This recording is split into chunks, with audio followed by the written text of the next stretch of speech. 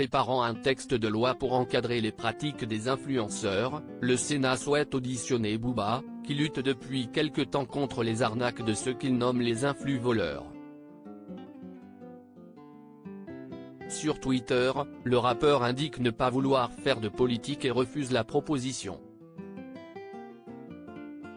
Une politique exclusivement numérique. Depuis quelque temps, Booba livre une guerre sans merci à ceux qu'il nomme les influ-voleurs. De Dylan Thierry à Maeva Guénam en passant par Ilan Castronovo ou par sa cible privilégiée Magali Berda, le rappeur lutte contre les dérives des stars des réseaux sociaux et de la papesse de la télé-réalité qu'il apparente à une menace pour les jeunes et pour nos enfants. En juillet dernier dans les colonnes de Libération, le duc de Boulogne dénonce les activités frauduleuses des influenceurs représentés par la société Shona Events, qu'il accuse de vendre au prix fort des produits défectueux.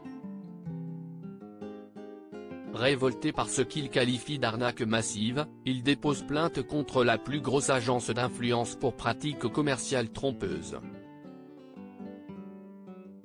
Je vous laisse faire votre boulot. Sa prise de position fait beaucoup de bruit jusqu'à se faire entendre par les autorités publiques, qui décident d'intervenir afin d'encadrer ces pratiques. Le 8 janvier 2023, le ministre de l'économie Bruno Le Maire publie une vidéo dans laquelle il déclare lancer une consultation publique afin de mettre en place code de bonne conduite des influenceurs visant à empêcher les créateurs de contenus sponsorisés par des marques de duper leurs fans.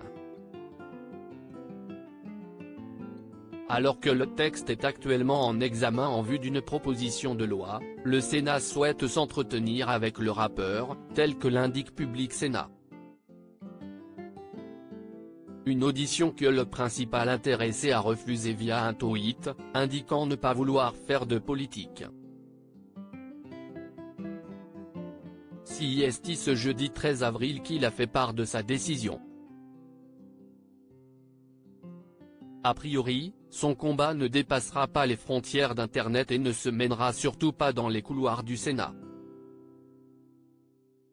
Sur Twitter, il décline la proposition mais demande toutefois des sanctions. Je n'irai pas au Sénat, je ne cherche pas à faire de politique, juste à démasquer ces influ-voleurs et combattre la culture du vide. Je vous laisse faire votre boulot. Condamnez-les, sanctionnez-les, merci. Il ne fait ni la queue au Ritz ni au MC Donald's. Ni au Sénat.